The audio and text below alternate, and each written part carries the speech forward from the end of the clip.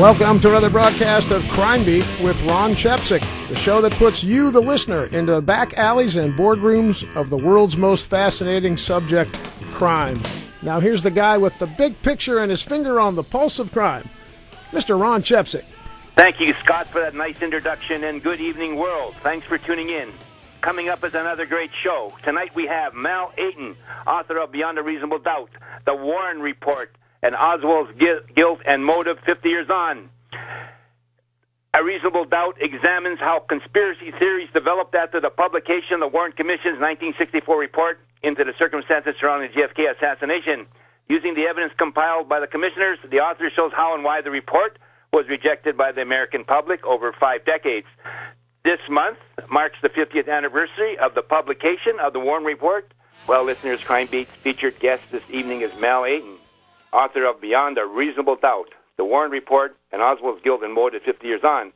The book provides new and compelling evidence which reveals not only Oswald's guilt, but his clear motive, which was never satisfactorily addressed by the Warren investigation. The book also looks at the way in which conspiracy writers have succeeded in persuading a majority of the American public that Lee Harvey Oswald was either an innocent patsy or acted in conjunction with others to assassinate the president. In an examination of the modus operandi of conspiracy writers, Ayton's thesis is that the public was manipulated into accepting conspiracy allegations and attempts to show how those theories were built on nothing more than misinterpretation and misrepresentation of the evidence and crude speculation. So you can see that this is an explosive book, and we will have a lot to discuss. Welcome to the show, Mel Ayton. Good evening, Ron. It's a pleasure to be on your crime show again. And lately, you've had some great guests like Dan Mulder, Gus Russo, Ron Fino, great crime writers. Thank you very much, Mel. And of course, we're calling from England.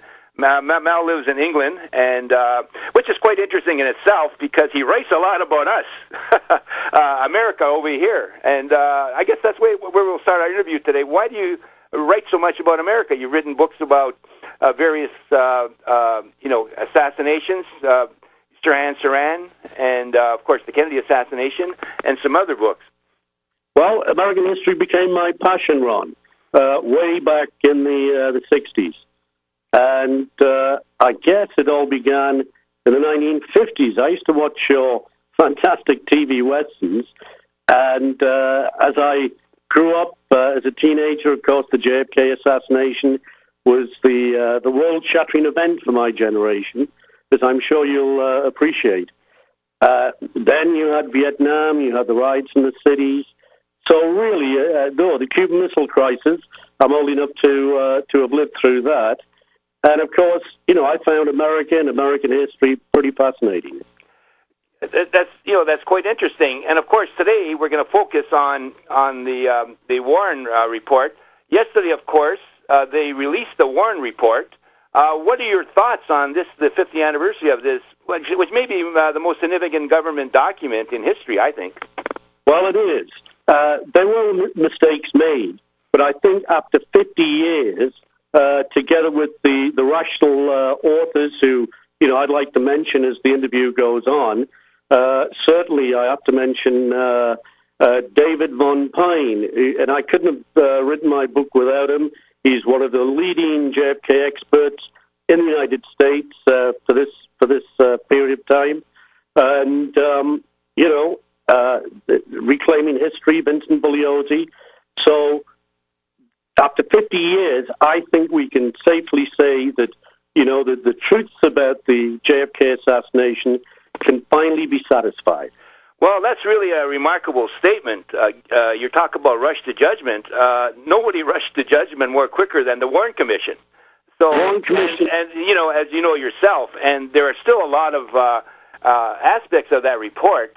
The way it was put together, who composed the committee, what was done with the report, that really still raises a lot of questions. And I think it's kind of remarkable that you would say that, case closed, so to speak. Well, Gerald Posner said that, and he entitled his book way back in 1992 or 3, I believe. I think that was premature.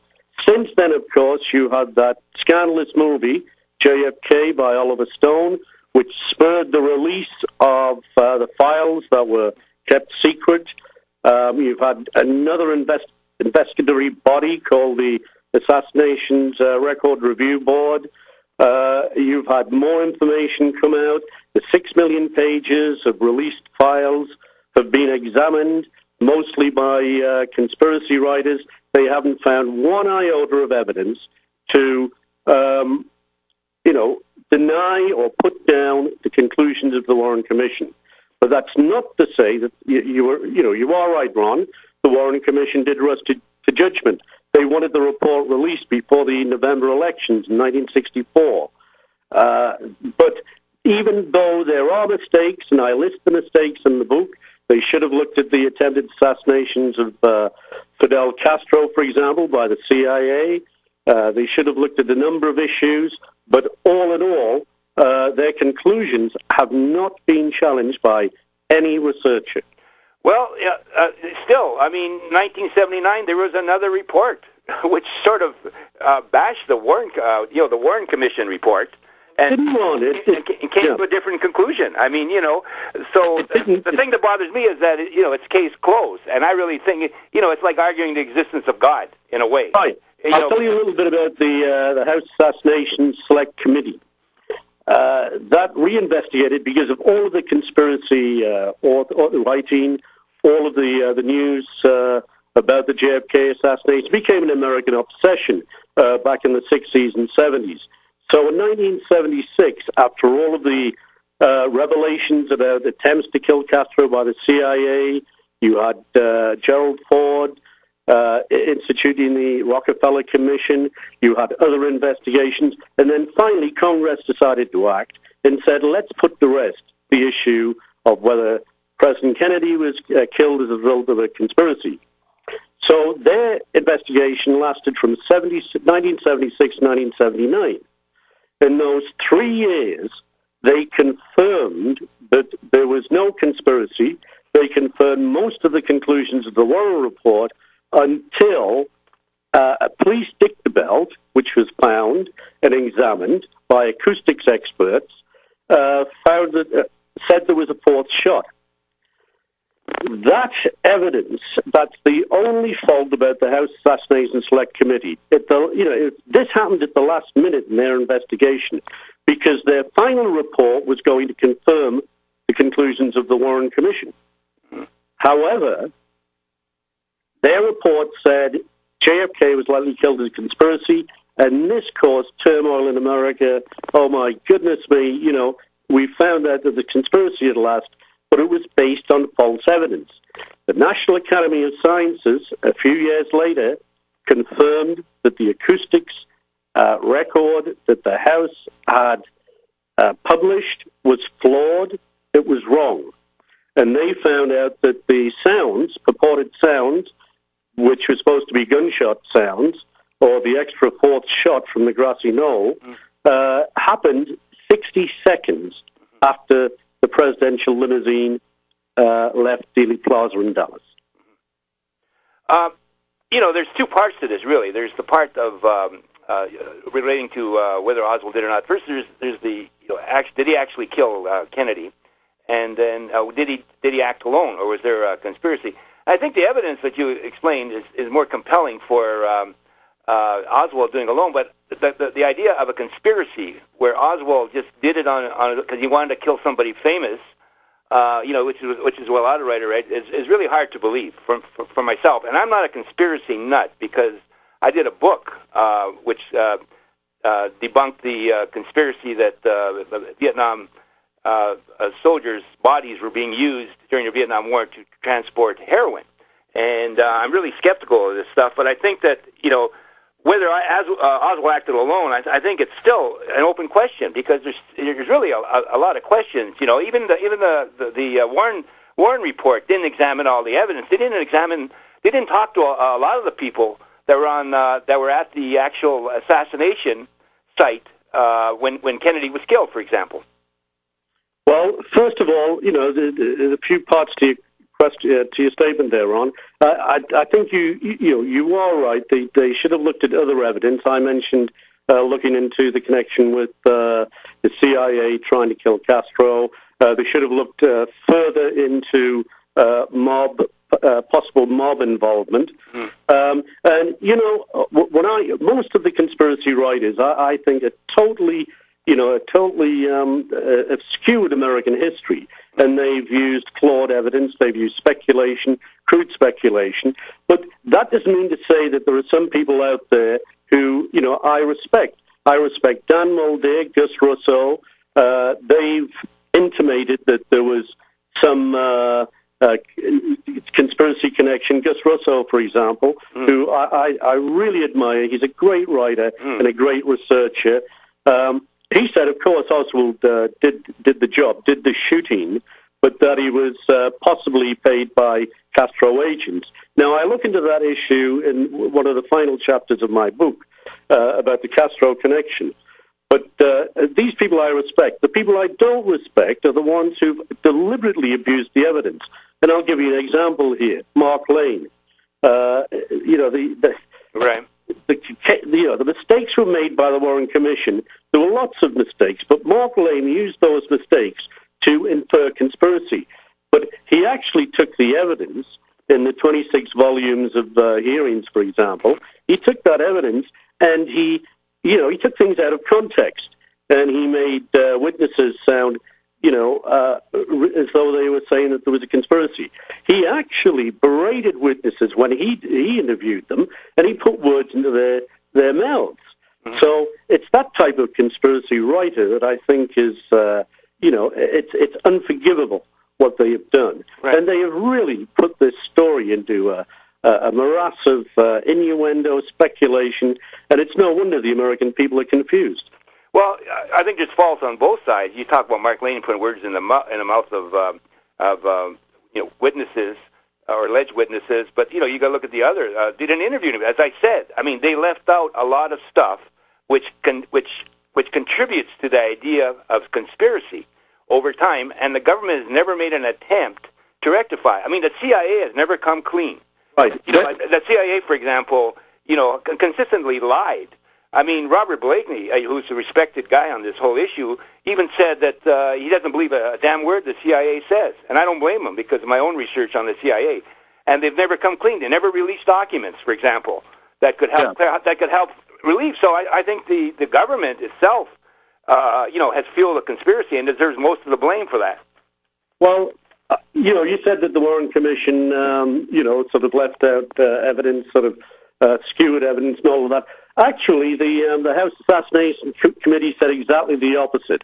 The House Assassinations Committee said that the Warren Commission investigation was pretty good, really, apart from the mistakes that it itemized. But, yes, of course the CIA should have, they lived under the idea that it's bureaucracies want to keep things secret, and there's no need to keep them secret. We have this in lots of stories today, that people are trying to get files released under the Freedom of Information Act, and they can't do it because, well, we don't want to release this name. The guy might have been dead for 10 years, but we still don't release the file. Right. So it's bureaucracy like that has done great harm. But when it comes to the actual, the rational making sense of the idea of a government-led conspiracy, people have got to think about it. You've had to have thousands of people involved, really, to cover up. Because, and American society is not like that. You've got whistleblowers all over the place. It happens every year. I mean, the cover-up is not necessarily because of deliberate conspiracy. It's because of incompetence. I mean, that's what the whole thing is about. The way this whole thing has been handled, the way the Warren Commission was put together, the way the report came out, and all the subsequent events. Well, I think you're blaming the wrong. You mentioned G. Robert Blakey, for example. Now, G. Robert Blakey was the lead counsel for the House Assassination Select Committee. G. Robert Blakey confirmed that there was no. In fact, the conclusions are still there, despite the conclusion based on the acoustics that JFK was killed as a result of a conspiracy. G. Robert Blakey and the committee had in their conclusions there was no involvement by the CIA, no involvement by all kinds of government-led, Lyndon Johnson, whatever, and he actually put his name to that report. So, the only thing in terms of so the CIA. I mean, I have a chapter on as you know, Ron. I've got a chapter on the CIA in the book, and I look at all of the angles, that are involved in people making these accusations which do not have any foundation in fact. Because Richard Helms might have lied once, it had nothing to do about the assassination of JFK. It had to do with the way that these people worked. It's the, spook world. This is what they do. Right. On that, then, you talked about, you're defending the Warren report. What about some of the major mistakes they made? You said that they made major mistakes. What are the major mistakes you think? Oh, the most important mistake. Compiling and releasing the report. Yeah, the most important mistake they made was that Alan Dulles is one of the commission members. He was a former CIA director. And remember, after the Bay of Pigs, he got the push, along with Richard Bissell, his, second in command. Right. So, he should have informed the commission, his fellow commissioners, about the attempts to kill Castro. Remember, his hero was Fidel Castro. Oswald was a left-wing Marxist. He was, demonstrating in New Orleans. He wanted to try and get to Cuba by any means. This is what his wife said. So, they made terrible mistakes like that. When it comes to the ballistics, there was also a problem about, we didn't have the technology we have now in order to settle this issue about the bullet going in Kennedy's neck and exiting the front of his neck, then going through Governor Connolly. Right. I mean, now I think it should be called the single bullet fact. Right. But then, for years, for decades, it was called the single bullet theory, and it was poo-pooed by many writers, saying it was an impossible task. It had a zigzag. Well, no, it didn't have to zigzag, because now, the best computer technology in the world has actually reconstructed those events. There was Dr. DeMayo. Remember, he did a research in Dallas with laser trajectory analysis. Right. And they actually put it aligned. I've actually seen the presidential limousine, which is housed at Greenfield Museum in Dearborn, Michigan, at the Ford Museum. Mm-hmm. And I saw because I looked at the limousine where Kennedy was sitting, the position of the seats, and what a lot of people didn't realize was that Kennedy's seat was not only higher than Governor Connolly's, because there was 3 seats, 2 Secret Service agents at the front, of course, one the driver. And then you had the governor of Texas, John Connolly, and his wife in the next row of seats, and the third row, of course, was at the back was JFK and his wife, Jackie. And JFK and Jackie's seat was higher, and it was in from the door, so the positioning was always wrong by the conspiracy writers. Mm-hmm. And it wasn't until Dale Myers, another fantastic JFK expert, he actually, his computer model is absolutely fantastic, and that settled an awful lot of issues too. So you've had the best scientists in the world, and I've got to mention Larry Sturtevant here. He worked for the Warren Commission as a ballistics expert. Later on, he not worked for me, but he did a favor for me by looking at the ballistics of the Robert Kennedy assassination. So, you have all of these people, the best scientists in the world, who were coming forward. I mentioned the acoustics, the National Academy of Scientists, the best scientists, acoustic scientists in the world, come forward and examine the acoustics. The police stick the belt, and of course, it's wrong, totally wrong. Mm-hmm. Steve Barber, a great guy who lives in Ohio, he was one of the first to put people on he's got a great ear, and he helped me out with the acoustics for the RFK assassination as well. And he's got a great ear for sound, and he was the first one to recognize that the House Assassinations Committee acoustics conclusions were wrong. So, all of these people, pathologists as well. You've got Dr. Cyril Wecht still writing about the JFK assassination, still insisting that it was conspiracy. He was on the panel of pathologists for the House Select Committee, but he was one of 9 who dissented. The other 8 said that the X-rays, the photographs of the body, the autopsy, even though mistakes were made in the autopsy, mistakes are made in every murder investigation, as you well know, Ron. Right. And so he's the only dissenter, and yet people will not accept the 8 pathologists and their conclusions. They only cherry-pick Cyril Wecht's dissent.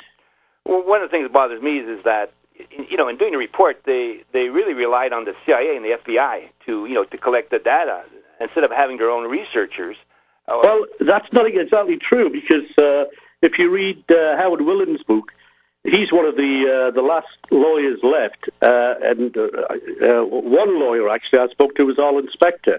In fact, he started me off looking into the case. Well, I don't know about how Arlen Specter, how reliable. So, but Arlen Specter ended up... Arlen Specter is, knowing his record.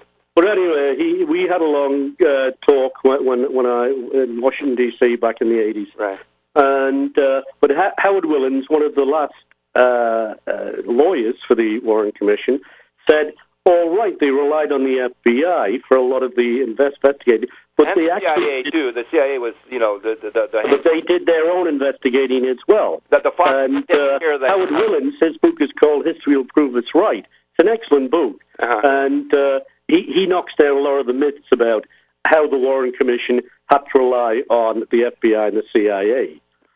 Well, I think a lot of researchers, other critics of the report would disagree with that gentleman. But before we continue our discussion here, let's take a station break, and we'll come back to our fascinating discussion about the Warren Commission report. And we're back with Mel Ayton, author of Beyond a Reasonable Doubt, the Warren Report, and Oswald's Guilt and Motive 50 Years On. And the book is published by Strategic Media Books, and it'll be coming out shortly. And, Mel, you've got a website, right? Website is www.melayton.com. And what can our listeners find on that website? Well, they can find a lot of my previous articles for History News Network, Washington Decoded, various newspapers, magazines, most of them dealing with the issue of the Robert Kennedy, Martin Luther King, and JFK assassinations. Wow, and that are you? And of course, you're on Facebook, because I'm as well. Yeah, I'm friends with you. And how about Twitter? No, I'm not that. I'm not the generation. I'm not the Twitter generation, Ron. Right on that. And YouTube. I guess there's some footage on YouTube where I put my own clips from about the Robert Kennedy assassination on YouTube. Right. But when it comes to Twitter, no, I'm not interested in what Madonna had for breakfast. Right. What about some of the other? You've done some really interesting books, including the book on assassination attempts and successes on U.S. presidents, right? Talk a little bit about some of your books that... Well, that was my latest book. That was published back in April, Hunting the President. And for that book, I was curious, because obviously I'd been writing about certain assassinations, and I was curious as to, well, we know the presidents who were assassinated, 4 presidents were assassinated. Right. We know the Internet is full of assassination attempts. They didn't list many, and I thought over this period of time, certainly from Roosevelt to Obama, there must have been more attempts to kill an American president. And so then I researched it. I looked at government reports, files, FBI files, State Department files, all kinds of files and all kinds of archival material. And it was just a gold mine. And all of these stories were coming up that hadn't been publicized. And I thought, my goodness me, this is just an incredible story. Right. Well, why do you take on such difficult and challenging subject? You write about assassinations, attempts attempts and successes and all that. And, this book's good. You're going to get beat up over this book. Oh, yes, of course. Well, of course. Because, there are the rational-minded. We mentioned before that Dan Mulder and Gus Russo, right, who don't exactly agree with me, but I think they are still excellent researchers, excellent investigative journalists, and, we just don't agree on this issue. Dan believes that, the mob, there was mob involvement, connected with Jimmy Hoffa, of course, and Gus Russo believes that Castro may very likely have had a hand in it, but, we agree to disagree on that. Now, that doesn't take away my respect. The others who write about the issue, and you've said I'm going to get some flack, a lot of them will just be flakes. A lot of them haven't, for example, read Vincent Bugliosi's Reclaiming History. And it's a 1,600-page book. How many people do you know who've read Reclaiming History? And I bet there aren't many, because an awful lot of these people who are polled, and the polls still say 60, right, 70, whatever percent believe in a JFK conspiracy. They get their information from one or two documentaries they've seen on TV. The people we're talking about are not the great reading public in America, right, as I've found out. And the vast majority of academics, reject this theory. I think the vast majority of the intelligent American people reject the conspiracy theory because there's not one iota of credible evidence. And, of course, not many people read the 889-page, I think it is, report. 880, and you read it, of course, right? Yes, yeah, I read it actually when it was released in '64. It took me till '65, mind you, but yes, I did. And of course, it's something that you have to dip into if you're looking at the issue. And now, of course, all these years later, you can still read the Warren Report. You can still agree with their conclusions, but also recognize the flaws. Remember, in any investigation there are flaws. Right. I don't know, at 9/11, the investigation into 9/11, there were flaws. They should have gone into some areas. They didn't. Right, but you don't have the controversy that you have surrounding the Warren Report on that. Could they have done... Yeah, there is actually one, because the 9/11, it's called the Truthers in America, and these are the, you've got this kid up in Vermont somewhere, and but I mean, you can't compare the Truthers to documentary called Loose Change, total fabrication and lies about 9/11, and you've got Professor Jim Fetzer. How on earth he's a professor is beyond me, right? Because the man is just, a lunatic. And he's, writing all this stuff about 9/11, which just isn't true. Right, but you mentioned Dan Mulder, for example. You can't compare the truthers to the critics of the Warren Report and the ones that believe that there's more to it than what the report said. No, in fact, I said that. I said that there were genuine researchers out there who don't exactly come out and say, I've got convincing proof.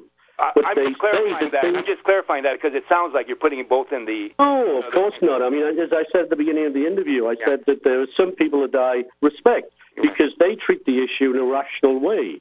They don't exactly write stuff which is just made up false information about the assassination. You've got genuine researchers who sit on the fence, who actually take I really don't know position. And you've got to respect these people, and I do. The ones who I don't, I mean, I can give you a list. There have been 2,000. We know a lot of them, so. Yeah, I mean, you can see them all over the place. The one about LBJ did it. Well, that's based on, innuendo. Show, Mel. He was on our show, and he sounded... who were close to Lyndon Johnson, right. And, Robert Caro, has been Johnson's biographer for the last 20 or 30 years. Right. And he last year, or the year before, he published his, I think it was his third or fourth volume, right. And an absolutely excellent book. And if anyone is going to find any Lyndon Johnson involvement in the assassination, it's going to be Robert Caro. And I think nobody can fault him for his integrity, his erudition, and his grasp of the subject when it comes to Lyndon Johnson. And yet, you have somebody like Roger Stone, who publishes a book based on stories which have already been proven to be lies.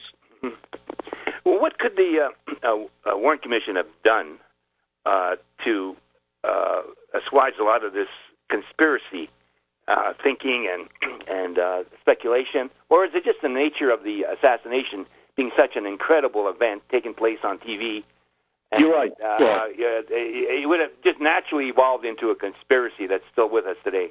Well, you're right in one sense. It's the nature of the event. If you put John F. Kennedy next to Lee Harvey Oswald, people are just saying, look, this is impossible. How can a misfit, Marxist loner take a rifle and shoot the head of our nation? People just couldn't get it in their heads that this was entirely possible. And therefore, they just said, look, we can't accept this. This has got a big man like JFK has to have, there's got to be a big reason why he was killed. Yeah, and on that. Now, getting back to the report, tell us about Castro, which is kind of an interesting angle on the report. Well, there are, the idea that Castro was involved has always been there. It was there at the start, back in 1964. But Dan Moldea believes that, right? Well, no, Dan Moldea believes that there was mob involvement. Gus Russo believes that there was possible Castro involvement. Okay, Gus Russo, okay. It revolves around the story of the time that Lee Harvey Oswald was in New Orleans. He invented a fictitious chapter of the Fair Play for Cuba Committee. He just made it up because he wanted to. He's an attention seeker. And he also thought he was a great polemicist, philosopher, political philosopher, which of course he wasn't. And he thought, he's a great... His wife, Marina, said, her husband thought he was like a great political thinker, a revolutionary. He wanted to help Castro. And so he was demonstrating on the streets of New Orleans. Thereafter, he went to... He wanted to go to Cuba. And so... he thought he could only get to Cuba, or he's told he could only get to Cuba by, first of all, going to the Russian and Cuban embassies in Mexico City. He took a trip there, which lasted a few days. And, these people, the people who were in the Russian embassy, the KGB officers, have written books now. It's the end of the Cold War. They've got no reason to lie. They've seen the files, the Soviet files, and certainly no Soviet involvement, which is the whole idea is ridiculous. Now, when it comes to Castro, there were DGI agents, that's Castro's intelligence agency, there were DGI agents in Mexico City, and there is a great possibility that they may have provoked them. But, the story... can't go as far as saying, as one witness said, who was anonymous, that he was paid $6,500. Oswald's finances have been looked into endlessly, not only by the Warren Commission, who first looked into Oswald's finances, but the House Assassination Select Committee. And, he didn't have any money like that. And there are many arguments to support that. One, for example, he left about $100 for his wife Marina on the day of the assassination, the day he left, to take his rifle to the Texas School Book Depository. He loved he had a newborn baby born in the October, and a toddler, and so his two young daughters. If he'd had money, he would certainly have made sure that that money went to his daughters. Monster as he was, and anybody who, shoots an American president is deranged. He's, a lot of evil about that. He did love his two daughters. Now, people just don't want to look into the fact that you can tell. Priscilla Johnson McMillan wrote a book called Marina and Lee back in the 70s. She worked with Marina Oswald. And really it could be retitled, Marina Oswald's memoirs. because Priscilla Johnson McMillan spent an awful lot of time with Marina Oswald, an awful lot of time looking into the personality and character of Lee Harvey Oswald. And so if people read her book, they'll understand Oswald. If people read, there's a new book out called The Interloper about Oswald's time spent in the Soviet Union, and read that book and they'll understand Oswald. So you've got to look into he's the secret behind the assassination, as it were, his personality and character. There are two things that show that which can knock down anybody who says that Oswald is innocent. One is the attempt on General Walker's life. He wanted to be a revolutionary. He wanted to kill a right-wing fascist, as he called him. And the other one is the murder of Officer Tippit shortly after he killed JFK. Look at those crimes. The evidence is just overwhelming. And to say that Oswald was innocent, he was there, we know he's there, palm prints, fingerprints on the box and the sniper's perch. We know all of that. We have the testimony of most of the witnesses. Some testimony, eyewitness testimony, is flawed. Every crime, this is why police investigators don't rely solely on eyewitness investigation. If it's a bank robbery and there are 10 people who saw it, 10 people will have different eyewitness testimony. Right. Mel Ayton's really giving a lot of good arguments for why we should believe the Warren Report is the final statement about the assassination of JFK.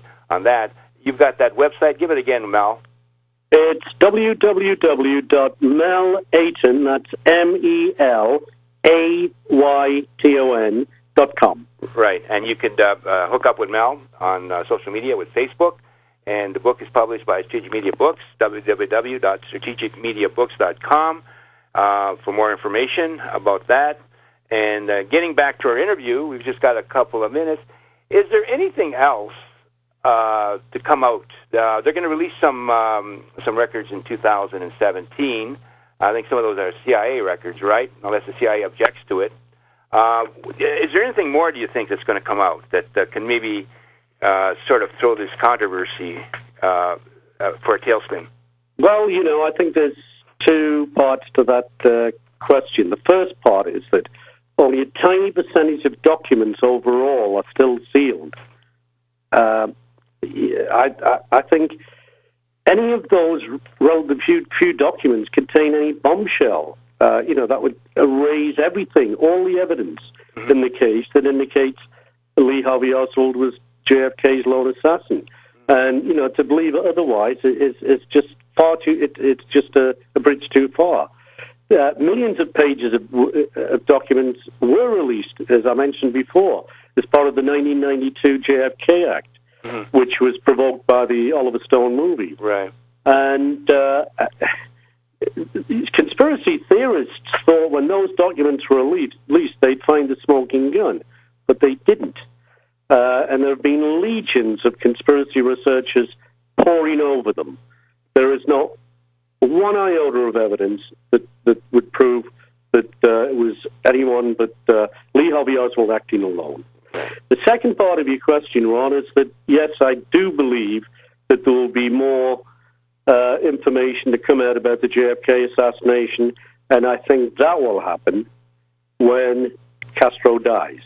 Or there's a revolution in Cuba. Then perhaps DGI documents will either confirm or rebut Gus Russo and Stephen Moulton's thesis, which points to Castro as the instigator. Right. For my belief, and as I say in the book, of course Oswald was inspired by Castro. Oswald wanted to be a revolutionary. But I really think that Castro just didn't want anything to do with this nutcase.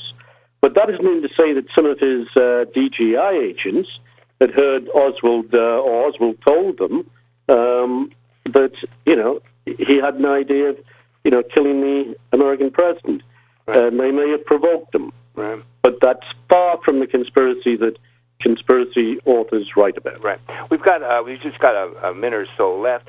Is there this is a question that intrigues me personally. Is there anybody still alive, that you would love to interview that you think might have something that just maybe could give a little bit more confirmation to what happened? Well, Marina Oswald has gone back on her original belief that her husband acted alone. She's still alive, living in Texas. Mm-hmm. She was influenced by conspiracy writers, and they were saying, they were more or less provoking her and saying, and all of these ideas, all these stories that came out, she didn't have time or the inclination to actually do her own research, and she relied on a lot of suspicious people to give her advice. And yes, I'd love to interview Marina Oswald and why she changed her mind back in the early 1990s. Right, on that. What about you? What's next up for you? I mean, you may have to barricade yourself in your house first before you take on another project. But I'm an optimist, Ron. I believe that the vast majority of the rational, intelligent Americans will not only read my book, but Vincent Bugliosi's Reclaiming History, Priscilla Johnson McMillan's Marina and Lee, which has just been reissued this last year, and James McAdams. His website is excellent, and his book, JFK Assassination Logic, which is just winning. And I would also like people to go to David Von Pine's website. Right. And all you've got to do is, I haven't got the website address handy here, but it's just do a Google search, David Von Pine. That's his last name is Pein. Well, they can always email crime. Website contains they can always email the documents, photographs. Right. Sorry, Ron? Well, he said that they can always email us to get the address, but we're going to have to wrap it up there and stop there. Thank you for a stimulating discussion about a very fascinating topic and the Warren Report. I don't know if you can convince any of our listeners out there towards your point of view, but it was really stimulating. Thank you so much, Mel. Well, thank you for having me, Ron. It's been a pleasure. Okay, thank you. Well, that was really an interesting interview. Personally, I believe Oswald did it alone, but I think there's more to it than just him. He did the assassination, but I think there's more to it than him doing it alone. But that's my uninformed opinion, and let the experts hash it out.